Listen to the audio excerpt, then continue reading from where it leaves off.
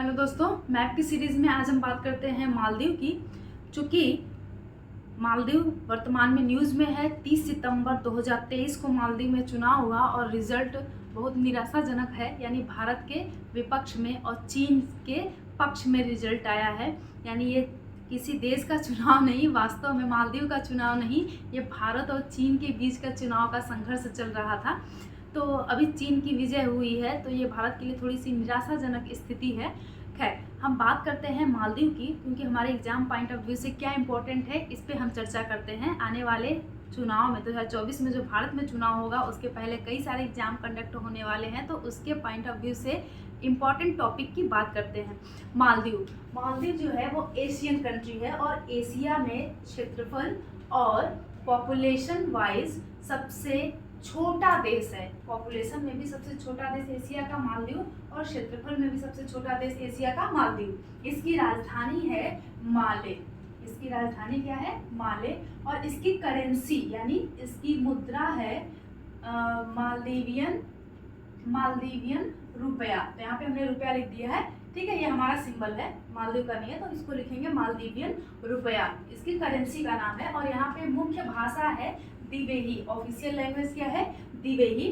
और धार्मिक, यहाँ के मुख्य धर्म की बात करेंगे तो इस्लाम। यहाँ के मैक्सिमम लोग कौन से धर्म फॉलो करते हैं? इस्लाम धर्म फॉलो करते हैं। और यहाँ के पार्लियामेंट को मजलिस कहा जाता है। जैसे हमारे यहाँ पार्लियामेंट को संसद भवन कहा जाता है, वास्तव में हम हिंदी में नाम रखे हैं। ब्रिटेन में पार्लियामेंट कहा जाता है, इस वजह से हमने इसको पैरेलल ले लिया है।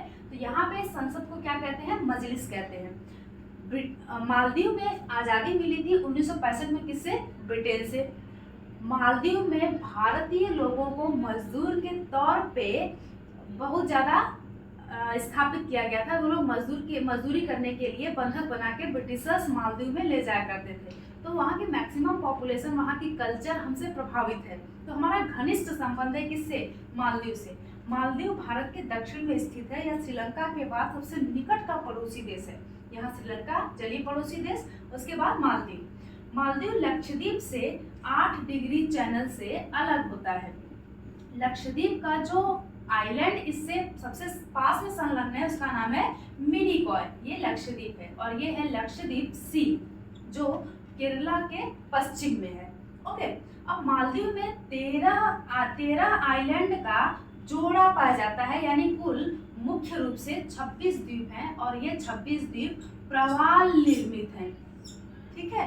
ये प्रवाल आइलैंड से डेवलप हुआ आइलैंड कंट्री है। अब बात करते हैं मालदीव के गवर्नमेंट की व्यवस्था की। यहाँ की गवर्नमेंट एकात्मक है, अध्यक्षीय है और यहाँ पे गणराज्य सिस्टम है। एकात्मक यानी पूरे देश में सेंट्रल गवर्नमेंट के थ्रू ही सिस्टम गवर्न किया जाता है। यहाँ पे स्टेट गवर्नमेंट नहीं है, क्योंकि बहुत छोटा देश है और स्टेट गवर्नमेंट की आवश्यकता भी नहीं है। दूसरी, यहाँ पे अध्यक्षीय प्रणाली है। अध्यक्षीय प्रणाली का मतलब 2 प्रकार की सरकार की व्यवस्था होती है, संसदीय और अध्यक्षीय। तो अध्यक्षीय प्रणाली का मतलब होता है कि यहाँ पे राज्य का हेड यानी देश का प्रमुख कौन होता है?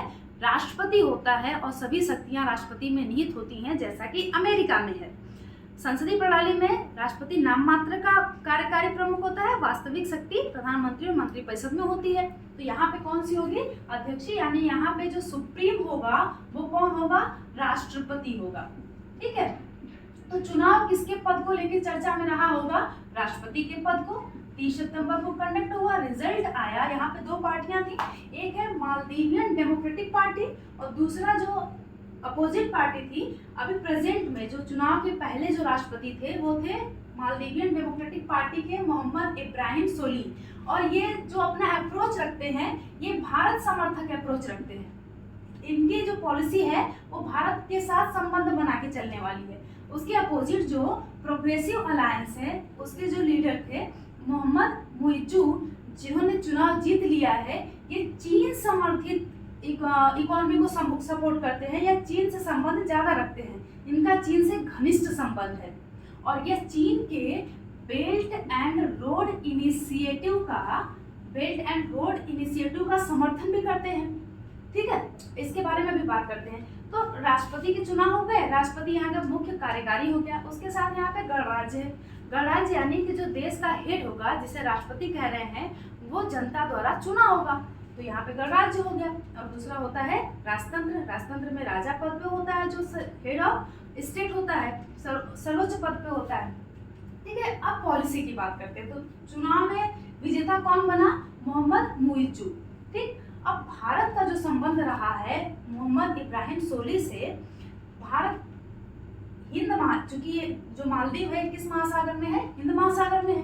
तो हिंद महासागर में यह एक केंद्रीय स्थिति प्रदान करता है भारत को, जो इधर से होने वाली गतिविधि को और इधर चीन जो एशियन कंट्री की तरफ जाता है, जिसे आसियान कंट्री हम कहते हैं, साउथ ईस्ट एशिया, इधर की तरफ जो ट्रेड रूट जाता है, इस पे भारत निगरानी रख पाता है मालदीव के माध्यम से।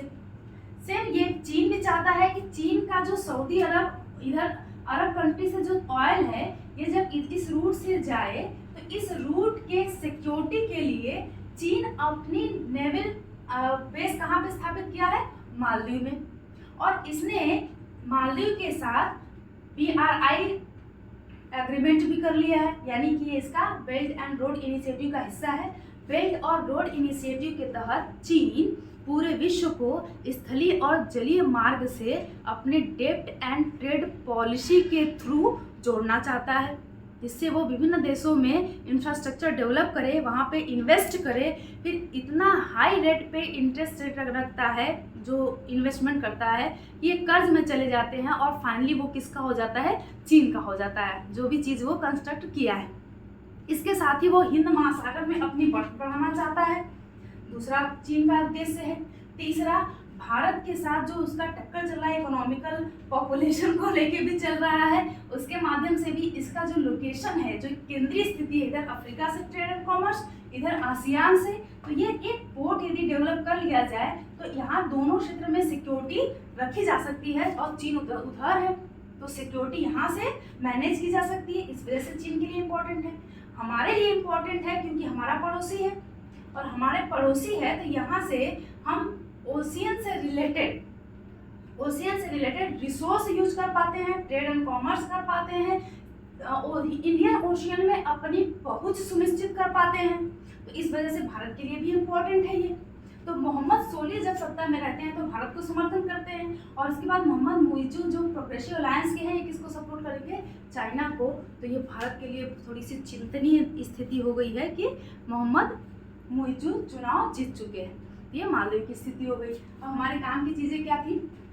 राजधानी हो गया, जनसंख्या क्षेत्रफल के अनुसार एशिया का सबसे छोटा देश है, और भाषा द्विवेदी, धर्म इस्लाम, और कैपिटल माले इसका सबसे डेवलप और सबसे बड़ा सिटी है, जो इसकी राजधानी है, और ये रहा माले।